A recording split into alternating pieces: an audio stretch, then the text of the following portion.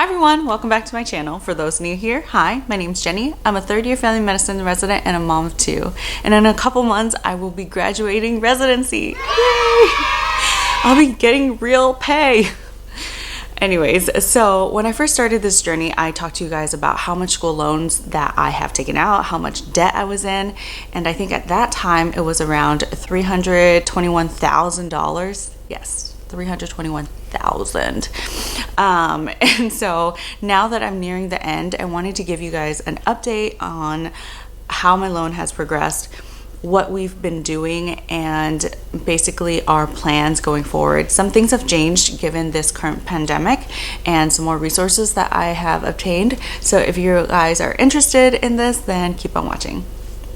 So let's just start off by saying the amount of school loans I had was average. So $300,000 is the average amount that med students come out of medical school with, like graduating with. I paid for school. I had living expenses, including food and books and tuition. My parents did not help me at all. I had no savings or anything like that.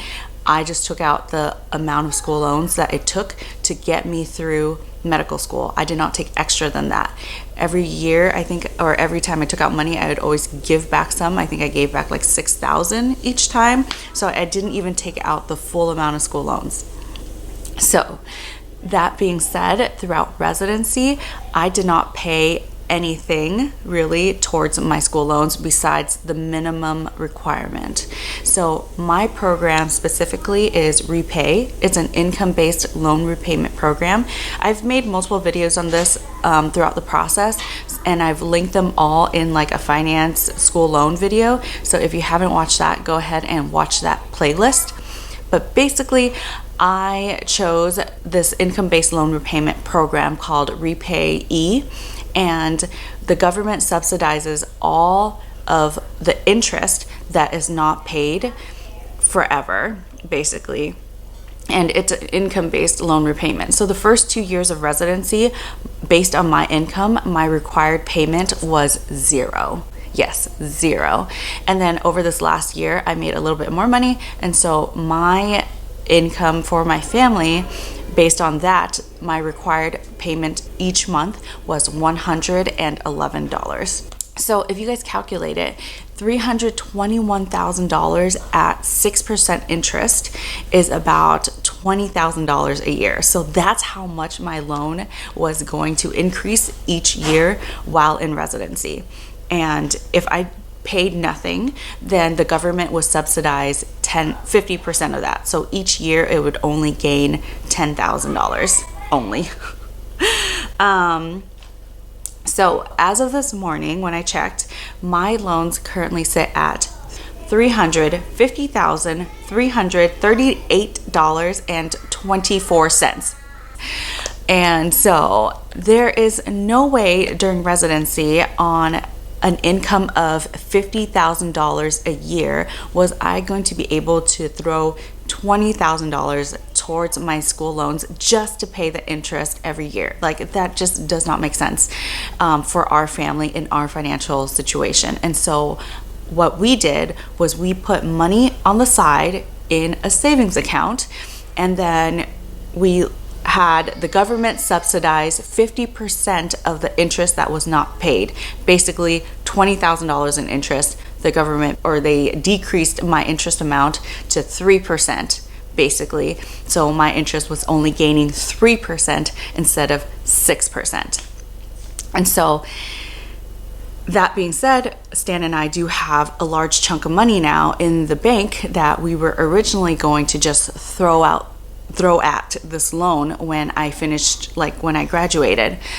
The thing is now, with the current pandemic and the CARES Act, the government has stopped all federal student loan interest for the past 6 months, from March 13th until September 30th. My loan is currently at 0% interest. So the question is, with this huge chunk of money in the bank, do I just throw it at the school loans now? Or since the stock market has crashed, and this is like the first time in a decade that, say, airlines and oil and all these different huge companies are so low, we expect the economy to rebound. And so this is kind of like a once in a lifetime opportunity for you to buy, right? So that was our dilemma over the last like month, 2 months or so, thinking about this, because we did have this large chunk of money in the bank. So we've decided as a family that we will both open a Roth IRA and put in maximum contributions for 2019 and 2020. And reasons why we're doing that: one, because a Roth IRA, you put in after tax money and then it grows tax free when you take it out. Two, there is an income limit. So I think as a couple, you have to make less than $133,000 or $137,000 a year to qualify, which we do now. Next year, when I have a real income salary, even though I'm working part-time, we might be making over that, so we can no longer contribute to a Roth. And third, because of the current economy, this is the lowest that it's been. We feel that this is a once in a lifetime opportunity, so we are going to invest. And so the total that we're investing in this Roth is $6,000 each, which is the max. So $6,000 for 2019 for each of us, that's $12,000, and then another $6,000 for 2020, which is $24,000. I know it sounds like a lot of money, but this is like towards retirement. So we still have a little bit of money left to throw towards the school loans, and I'll get a signing bonus, so we can put that towards the school loans too, but it won't be as much as we previously thought, because obviously we're putting $24,000 into a retirement Roth IRA. So our goal after residency is to still refinance in like a year or so to the lowest interest rate that we can get, and then pay this down aggressively, hopefully paying off the school loans in anywhere from 3 to 5 years. My co-resident sent out this Excel worksheet thing. So this is the student loan calculator Excel sheet that my co-resident sent out. I think it breaks down some of the different income-based loan repayments really well, and so I wanted to go through it with you guys. So I just plugged in some of my numbers. This is my loan amount, $350,000 at a 6% interest rate. It accounts for inflation at 3%. I started paying my loans in 2017, which is when I started residency. Let's just say for now, the residency that I'm with is part of public service loan forgiveness, but the place that I signed with does not. So we'll come back to that a little bit later. And I didn't borrow any loans before October 1st of 2007. My family size is 4. I'm married, filing jointly, and expected income, if I worked full time, then it'd be $240,000, and it gives you a 3% growth annually. So that's all accounted for. If you go to the next tab, this tells you for each different income-based loan repayment program how much you would be paying monthly. And this is the main page that compares everything. So these are the different types of income-based loan repayment programs, and this is public service loan forgiveness. And as you can see, public service loan forgiveness is the best, but there are a couple of things that you should keep in mind. One, you have to work for a qualified place employer. And 2, you have to be working full time for 10 years to be able to be forgiven this amount of your loans. I personally am not willing to work 80 hours a week for the next 7 years, because I'm already part of PSLF in residency. So I have 7 more years to go if I want to complete the 10 years. I honestly don't feel like there's a guarantee that they will forgive my loans. And so I personally will try to refinance. So let's switch around some of the numbers. I'm hoping to get around a 3% interest rate on a 5-year refinance. And for those of you, I'm in Washington, so our state tax is 0. And so it reconfigures some of the numbers for you. And I would take 5 years to pay off $377,000 basically. And I would totally do that instead of working all 10 years and not be with my family. So if I change this to no and say I'm working half time, so 120,000. Oops, not 12,000, 120,000. And go back and see what that changes. I no longer qualify for PSLF.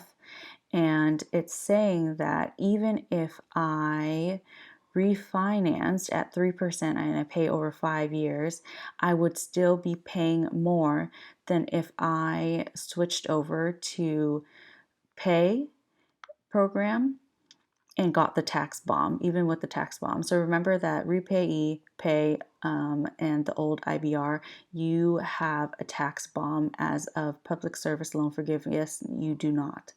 So you pay the minimum, and after 20 years for pay, if you still have a remaining balance, that is part of your income, basically. They count it as part of your income, and then they tax you on that. And so even with the tax bomb, in total, I would still pay $345,000, but then I would be in debt for 20 years. So it's a great little chart. You guys can put numbers into it and figure out which is best for you. And then this one is pretty cool too. It shows you your net worth. I don't know any of these things going on the left side. I kind of just put in numbers on this left side.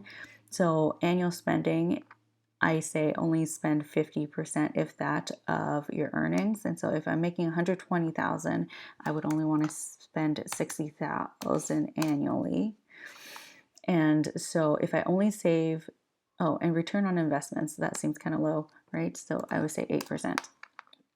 So if I'm saving 15% of my income and my return on investments is 8% annually, and I'm spending 60,000 and I'm part of the pay program, then it would take me 30 years and I wouldn't even have $1 million yet.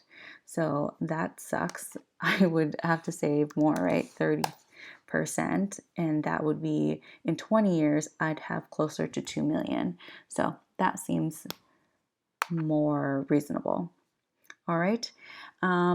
If I figured this out, how to put all of this in a Google Doc or find the link, I'll link this particular Excel in the description box down below. So I think this video is already getting kind of long. So if you guys want to know more about this, if you guys want to know specific details, leave them in the comment section below and I can make another video answering those. So yeah, if you guys haven't already, please subscribe, hit that like button, and I'll see you guys next week. Peace.